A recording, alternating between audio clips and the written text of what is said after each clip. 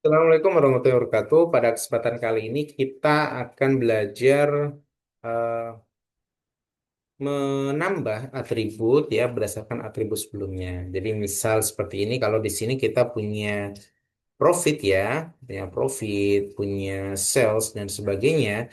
Nah, apakah kita bisa eh, membuat metrik baru ya berdasarkan metrik yang sudah ada? Misal, kalau kita tahu sales gitu ya, kita tahu total sales, kita tahu profitnya, bisa nggak kita tahu persentase ini ya, persentase eh, profit tadi gitu ya. Contoh misalnya seperti ini, kita kita bikin page baru dulu di sini. Eh, kita sebut namanya adalah ini ya, kita sebut namanya adalah eh, calculated field ya. Jadi materi kita namanya adalah calculated field. Jadi semisal kita punya table ya, table add, add chart ya, table seperti ini. Oke, di mana tabel ini akan menampilkan hmm, subkategori di sini, subkategori, dan dia juga menampilkan sales ya, sales seperti ini. Oke, dia juga ditambahkan profit di sini. Oke. Oke, kurang lebih seperti ini ya. Jadi, eh,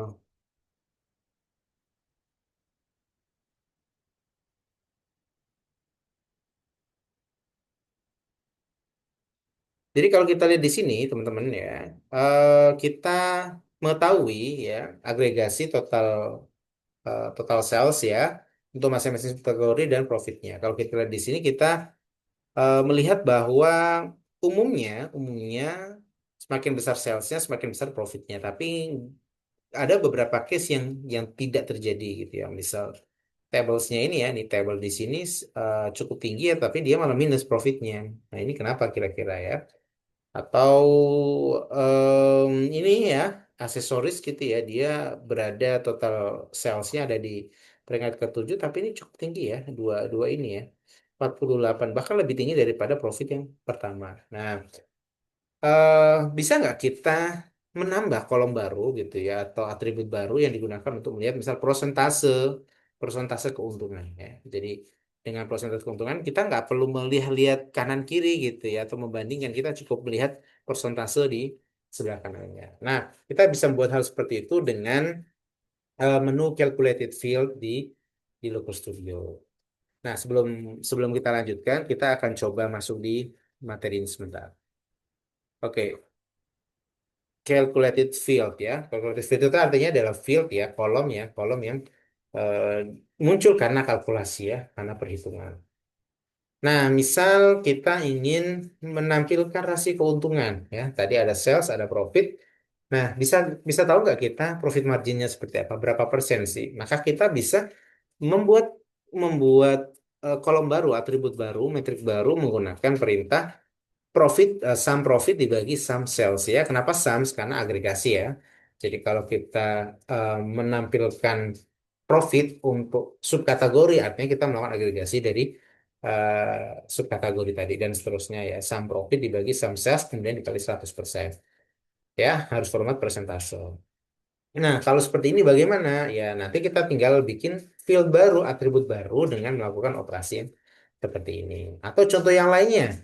Biasanya kalau kita bicara tentang transaksi, ada istilahnya namanya average order value ya. Jadi rata-rata pembelian gitu, rata-rata transaksi. Jadi setiap transaksi itu kira-kira berapa sih total salesnya gitu. Ya, seperti itu. Nah, kita juga bisa menghitung itu karena kita punya sales ya dan punya order ID berapa banyak transaksinya. Tetapi kalau di data, kalau teman-teman lihat ya, kembali ke sini ke data, ini adalah datanya. Kalau teman-teman lihat di sini, order ID di sini eh, dia record ini menyimpan per item ya, per item. Jadi walaupun ada satu transaksi, tapi dalam transaksi itu ada dua, maka kan di record sebagai dua ya, karena seperti ini ya, memang memang kita apa eh, kita mudah memahami bahwa memang setiap item itu di record untuk satu record satu satu baris ya. Nah, ini juga dianggap sebagai kalau ini artinya dia hanya satu transaksi hanya satu item. Nah, kalau kita ingin tahu average order item, average order value ya, artinya kita membagi total total sales itu dengan transaksinya ya transaksi. Jadi bukan total barisnya tetapi total transaksinya. Nah, ini sebagai dianggap sebagai satu transaksi karena berada di satu transaksi. Jadi misal teman-teman beli ke Indomaret satu transaksi tapi yang dibeli banyak item gitulah kurang lebih. Tapi dianggap sebagai satu. Oke, itu ya contoh contoh ininya ya. eh Contoh umumnya ya. Ada juga eh kalau dilihat di data set itu ada namanya diskon ya, ada diskon ya. Di diskon ini artinya kalau produk ada diskonnya ya, misal diskonnya 10% ya, misal produknya 100.000 ya, salesnya ada 100.000 tapi ternyata ada diskon 10%, artinya yang harus dibayar adalah 90.000 ya. Jadi ada pengali gitu, misal total salesnya 10.000 dikali satu min 0,1, 0,1 itu artinya 10%. Nah, jadi salesnya itu bukan pengalinya 100 tapi 90%. Nah, itulah kurang lebih lah. Jadi menghitung total penjualan setelah diskon diterapkan bukannya kayak gitu. Nah, kita akan coba masuk di sini, kembali lagi ke sini ya, teman-teman. Di sini kita akan membuat atribut baru ya, atribut baru di mana atribut baru ini kita gunakan untuk melihat profit marginnya. Oke, caranya adalah Em, ya kita bisa seperti ini ada beberapa cara ya. Kita tambah langsung aja di matrix di sini ya. Tambah langsung matrix di sini kita tambah add calculated field ya. Misal namanya adalah apa ini? eh Profit margin. Bisa nggak ya kalau kita kasih persen gini ya? Oke, kita coba dulu ya. Sum, sumnya adalah em, apa tadi? Profit ya dibagi dengan sum dari sales ya. Oke, jangan lupa karena dia bentuknya persentase maka tipe datanya kita ganti numerik persen. Oke, apply. Oke, jadi kita mempunyai kolom baru di sini, metrik baru ya. Oke ya. Oke, metrik baru ini dia menampilkan persentase ya, persentase. Jadi persentase apa? Persentase Ehm, marginnya, profit marginnya kalau kita lihat di sini, oh, ini kita lihat yang tadi ya, 48 adalah profit marginnya 25%, ini 37%. Ini besar sekali ya di aksesoris itu. Ya, jadi eh kita tanpa melihat atau membandingkan sales dan profit, kita bisa langsung tahu untuk setiap subkategori itu marginnya seperti apa. Dan ini kita juga dibantu oleh ini ya, tabel heat map ya. Tabel heat map artinya semakin gelap warnanya semakin tinggi ya di sini nih. Ini envelope dan labels ini tinggi tinggi ya profit marginnya. Ya memang ini adalah em, eh, profit margin dari masing-masing subkategori ya, profit margin satu subkategori. Artinya apakah paling besar itu persentase paling besar itu paling banyak menghasilkan? Ya sebenarnya tidak juga ya, karena eh, kalau kita bisa lihat sales di sini itu memang dia tinggi gitu ya, tinggi tapi dengan nilai salesnya sendiri itu cukup berbeda ya atas dan bawah itu ya. Jadi bisa jadi ini 13%, ya, ini 25% ya. Tapi jumlahnya bisa jadi jauh gitu atau bisa jadi besar ya. Kurang lebih seperti itu ya. Oke.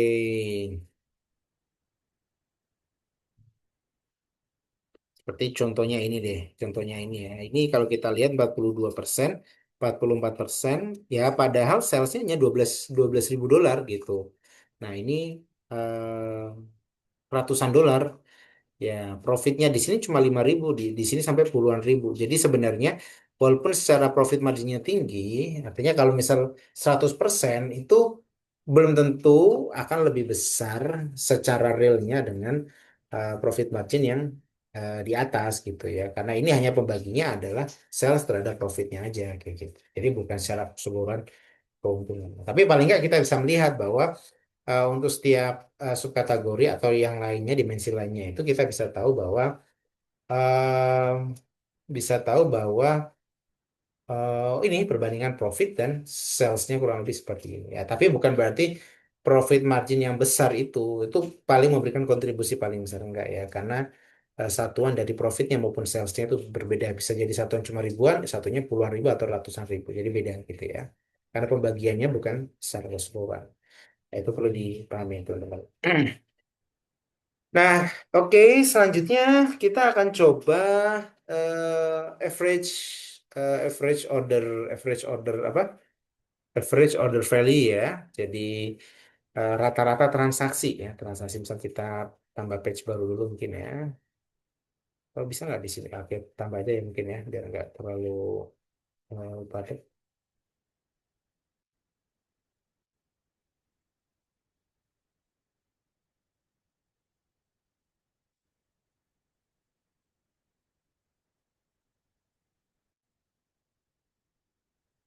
Average order value ya. Oke. Jadi di sini teman-teman kita bisa em, kalau rata-rata itu biasanya adalah ya secara umum apa namanya transaksi itu seperti apa gitu ya, transaksi rata-rata transaksi seperti apa, nanti kita juga bisa melakukan filter ya, tapi mungkin mudahnya kita bikin ini dulu ya, bikin scorecard dulu ya, scorecard dulu di sini. Oke, misal ini adalah sales ya, misal ini adalah oh, apa sales ya.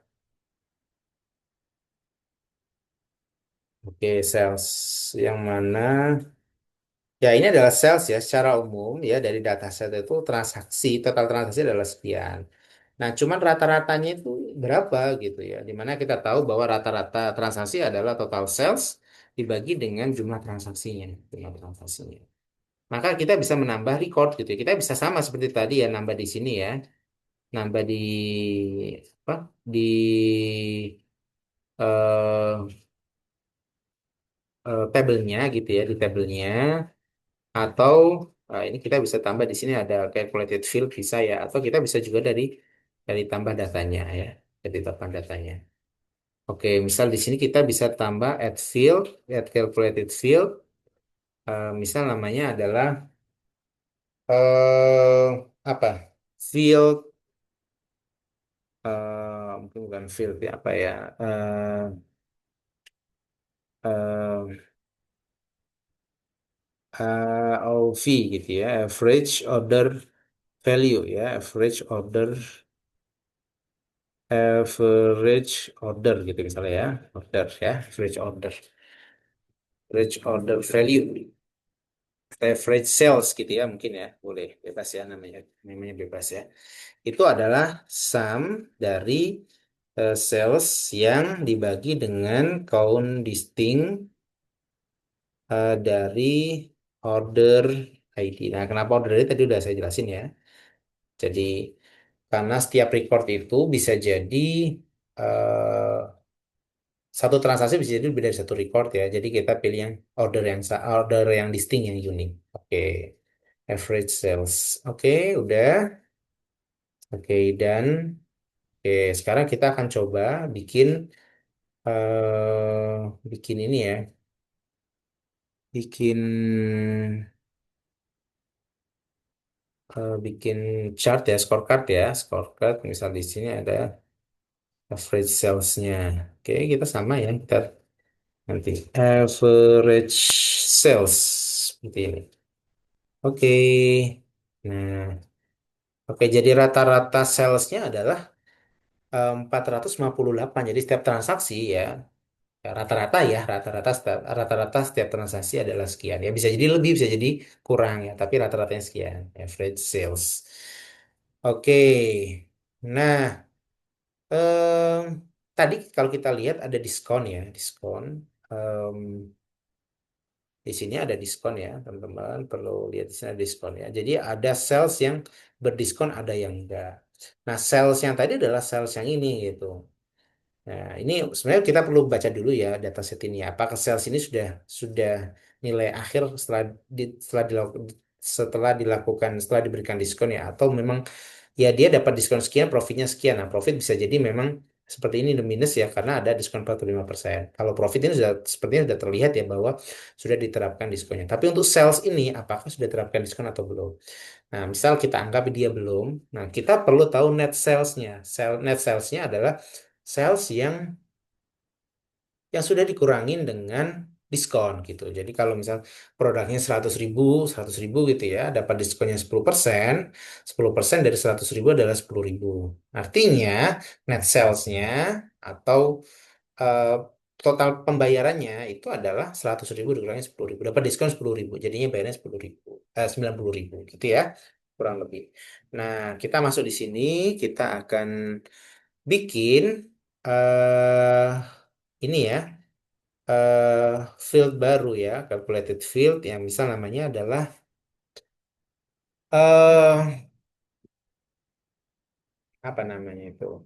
Net sales gitu ya, net sales atau em, apa final sales gitu ya. Oke, bolehlah final atau net sales gitu ya. Net sales ya bebas. Nah, net sales adalah sum ya dari sales ya dikurangin satu min diskon. Oke, jadi salesnya misal 10 ribu, 100 ribu dikurangi ya satu misal diskonnya 10% berarti satu min 0,1 ya jadinya 90 gitu 90%. Jadi salesnya itu bukan dikali 100% ya, tapi dikali 90%. Oke, jadi nilainya pasti lebih kecil ya. Oke, kita save.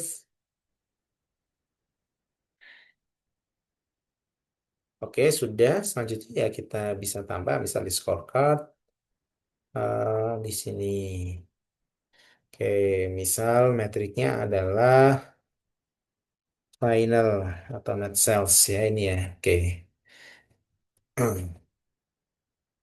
Ya mungkin mungkin ini cocoknya di sini deh. Nah, ini ya ini ada sales, ada net sales gitu ya. Di sini eh, kecil banget ya. Hmm,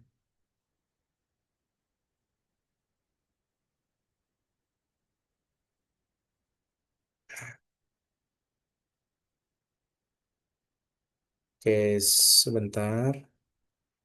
Sepertinya salah ya. Hmm,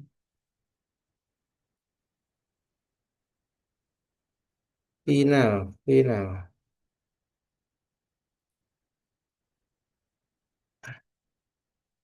Sum sales. Oke, sebentar. Kita lihat rumusnya dulu mungkin ya. Cancel. Oke, kita coba lihat rumusnya. Sum sales dikali, oh iya dikali ya, sorry, bukan min ya, salah saya tadi. Dikali satu min diskon ya. Jadi sales itu dikalikan dengan persentase setelah dikurangi diskon gitu ya. Oke.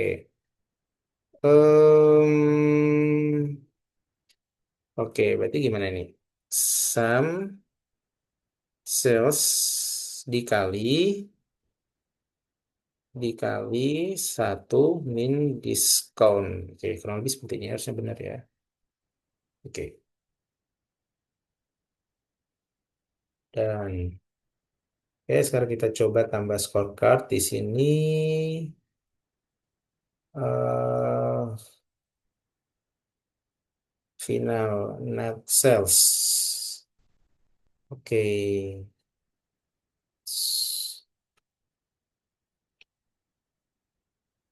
sebentar. Ini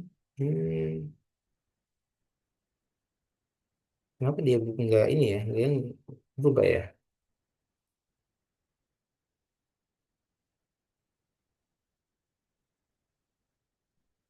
Kali satu min diskon.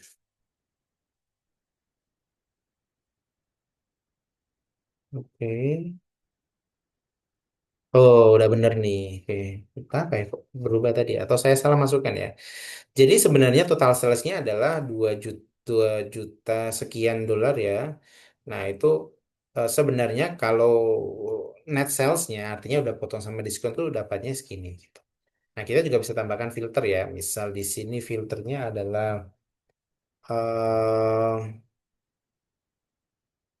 date range ya di sini ya. Oke.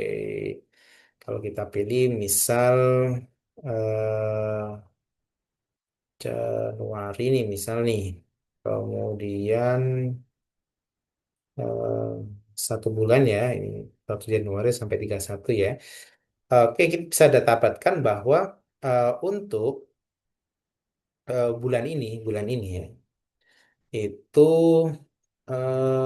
atau ya bulan 1 Januari ya sampai tanggal 31 jadi bulan Januari 2015 salesnya sekian gitu ya. Final atau net salesnya sekian ya. Jadi ada 6.000 ya, 6.000 dolar yang memang dia itu sebenarnya kena diskon ya, average salesnya kurang lebih sekian. Tuh, ini juga sama ya, kita nanti bisa tambahkan misal apa ya, sparkline-nya dan seterusnya ya. Ini juga sama ya, tinggal kita main-main di ini aja sih, di eh, fitur yang sudah diberikan ya. Kita juga bisa filter nih, misal kita tambahkan apa nih, eh, filter apa nih, misal state gitu ya, state. Ya, state-nya ini banyak ya. Jadi kalau misal kita ingin lihat di California saja, nah dia akan bisa memfilter pada tanggal sekian atau bulan sekian, ya salesnya sekian, ya net salesnya sekian, average-nya sekian, average-nya tinggi ya, ya atau di Texas dan sebagainya ya. Jadi kita bisa ya bisa coba macam-macam banyak hal gitu ya, seperti itu. Nah ini adalah calculated field ya.